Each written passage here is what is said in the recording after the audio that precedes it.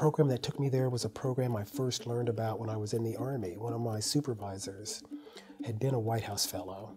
He knew that I was going to leave the military and go to law school, and he told me, oh yeah, this is something that you should think about down the road. And so it was always on my radar screen as something I would like to do. At a regents meeting, one of the regents, I think it was Regent Harmon, had been a part of a White House Fellows regional selection panel. And during the course of the Board of Regents meeting, said to the state university presidents, it would be really great if one of our state universities had a faculty member who would be selected to sort of participate in this program. I remember Bob Jerry was the dean. Gene Buda came back and spread the word on campus, and so then Bob sort of asked me to meet. He said, have you ever thought about applying to be a White House Fellow? And so I went through the process, got selected as a commission that the president appoints that selects 11 to 19 fellows each year from all kinds of backgrounds. And then you go to DC and you're there for a year is the plan. And you typically are placed as a special assistant to a cabinet secretary. And I was placed as a special assistant to Janet Reno, who was the Attorney General at the time. And I really enjoyed working for her.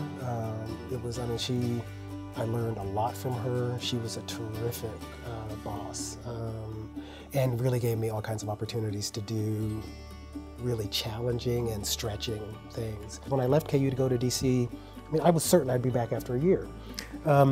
But then after a second year, and then it was clear, I think after the third year, I said, I sort of resigned my position. Dave Schulenberger stayed in touch with me almost every year.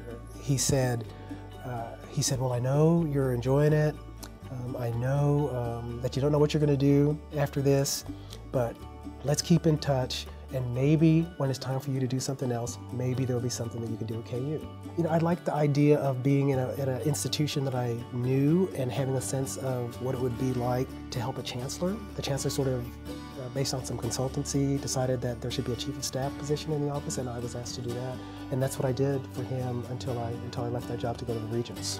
I was really blessed with a fabulous set of regents throughout the time I was there. I think the governors in Kansas have it's one of the nice things, have taken that appointment seriously, and so you get really good people. But then when the opportunity to come back to KU to direct the public administration program emerged, that was fabulous. A couple of folks called and said, hey, there's going to be a vacancy in the directorship of the school. Is this something you would think about? I said, well, I'm not a public administration, I'm a law person. They said, yes, but so much of your career has been, engaged in public management. That unit is one of the shining stars and the brightest jewels on the KU crown.